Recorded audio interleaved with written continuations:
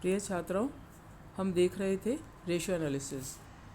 इसी कड़ी में आज हम देखेंगे ऋण सेवा अनुपात अथवा ब्याज अर्जन अनुपात, डेट सर्विस रेशियो और टाइम्स इंटरेस्ट अर्न रेशियो।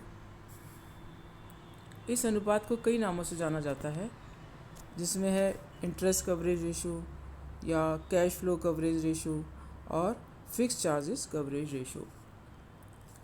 इस अनुपात को ब्याज तथा कर पूर्व की शुद्ध आय में ब्याज का भाग देकर प्राप्त किया जाता है। जैसे कि इस फॉर्मूले से आपको स्पष्ट होगा।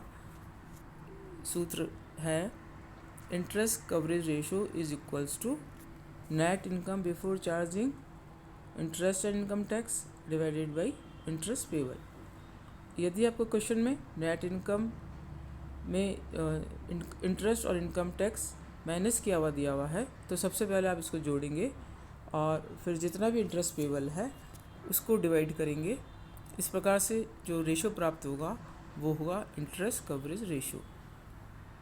अब हम देखते हैं कि इसका क्या महत्व है और किस प्रकार से इसको इंटरप्रेटेट किया जाता है।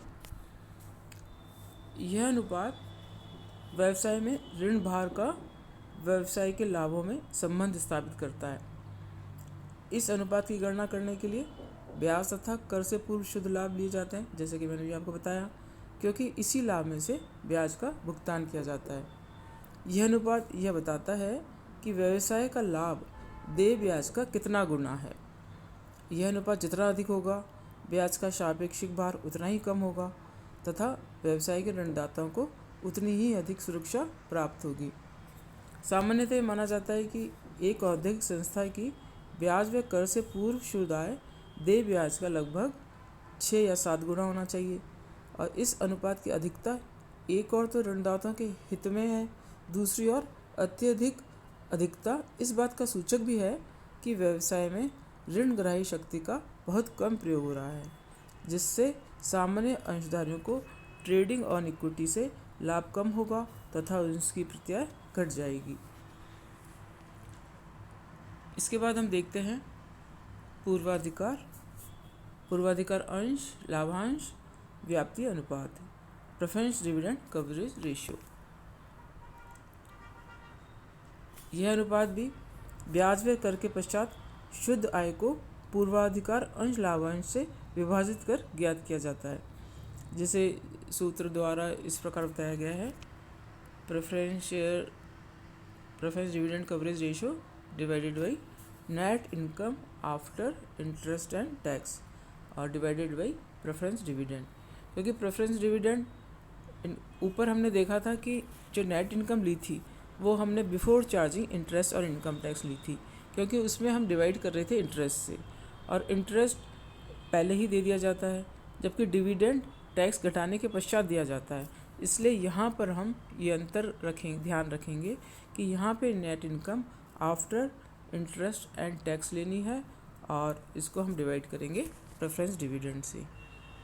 इसका क्या महत्व है?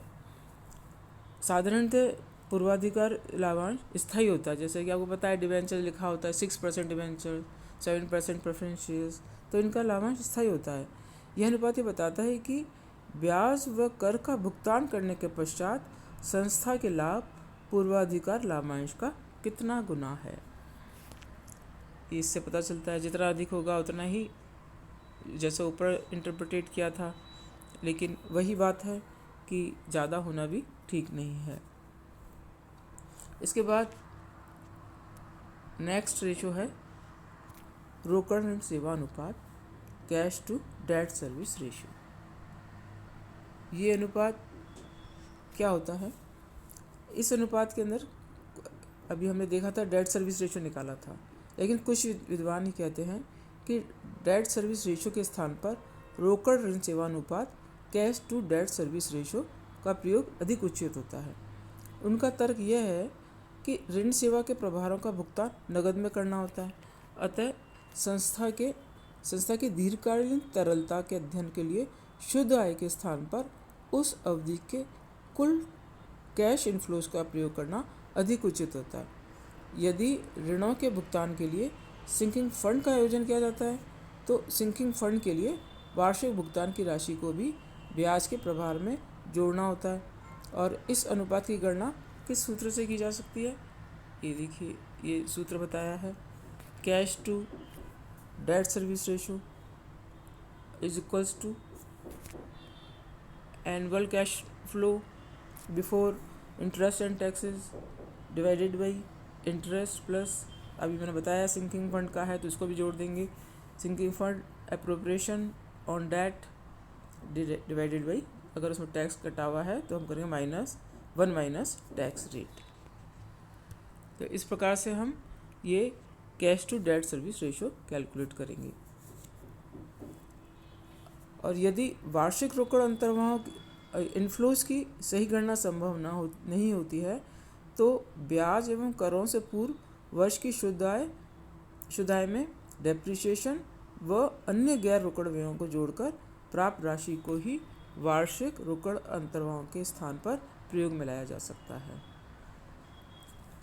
अब इसका क्या महत्व है? जिन व्यवसायिक संस्थाओं की आयों में अत्यधिक अस्थिरता रहती है उसमें यह अनुपात उच्च होना चाहिए तथा जिन संस्थाओं में आय में स्थिरता रहती है उसमें तुलनात्मक रूप से कम अनुपात भी पर्याप्त रहता है।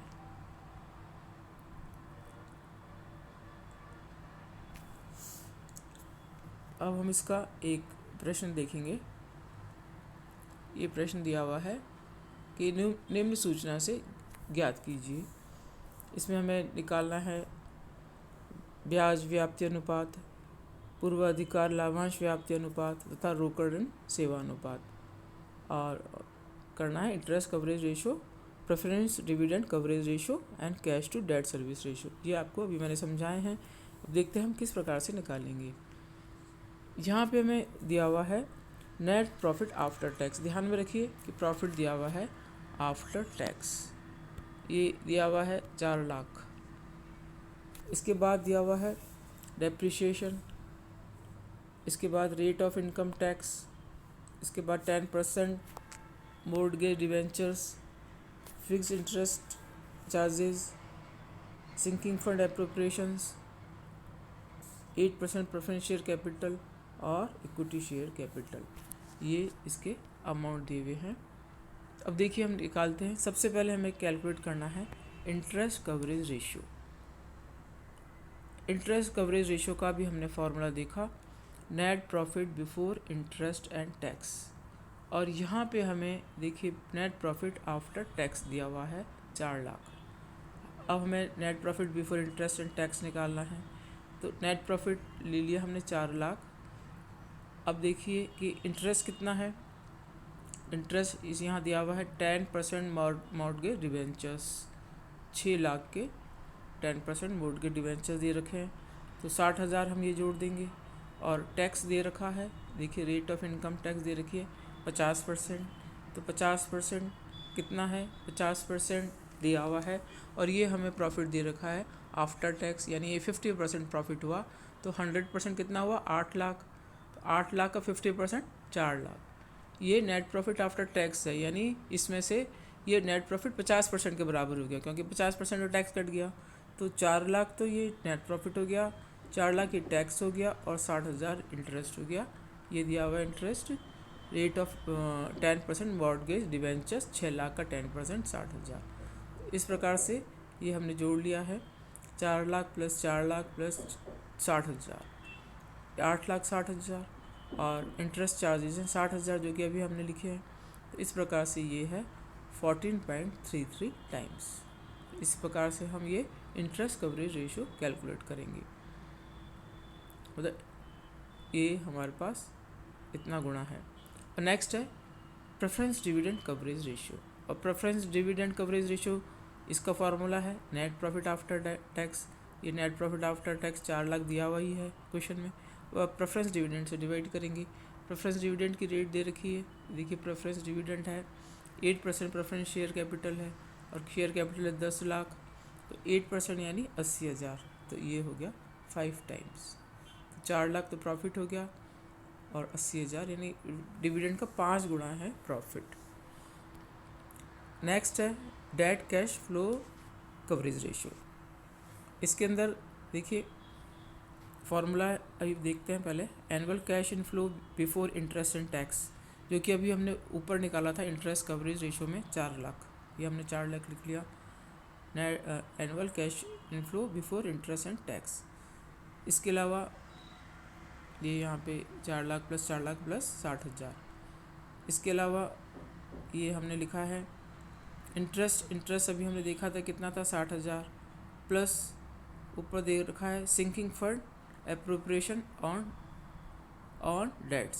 सिंकिंग फंड एप्रोप्रिएशन के लिए दिया हुआ है हमें 5% ऑफ आउटस्टैंडिंग डिवेंचर्स।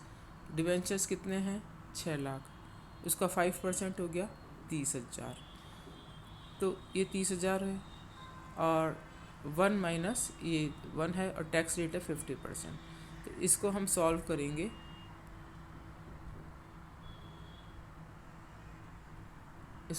करेंगे।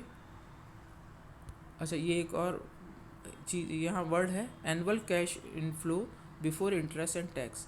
ये 4 लाख तो है आफ्टर टैक्स प्रॉफिट था, तो 4 लाख में 4 लाख हमने टैक्स के जोड़े, 60,000 हमने इंटरेस्ट के जोड़े हैं, और ये 1 लाख क्या है, 1 लाख है डेप्रिसिएशन होगा, क्योंकि डेप्रिसिएशन में कैश आउटफ्लो नहीं होता है, ये 1 लाख डेप्रिसिएशन। तो ये हमें यहाँ पे वर्ड है एनुअल कैश इनफ्लोज, तो ये 1 लाख रुपए डेप्रिसिएशन के माइनस कर लिए थे प्रॉफिट की कैलकुलेशन में, तो उसमें को हम जोड़ लेंगे। आप सब जानते हैं, ये सब पढ़े हुए हैं। तो इस प्रकार से ये कैलकुलेट किया तो हमारा आंसर आया 8 टाइम्स। तो इस प्रकार से ये debt cash flow coverage ratio हुआ 8 टाइम्स। तो ये हमने देखा कि किस प्रकार से ये अनुपात निकलते हैं। 3 फॉर्मूले मैंने आपको अनुपात रेशियोज बताए थे आज, और इसका हमने एक अभी क्वेश्चन भी देखा है। इसके और क्वेश्चंस भी किताब में हैं, तो उसकी आप प्रैक्टिस कीजिए, और नहीं समझ में आया तो मुझसे पूछिए। Thank you students.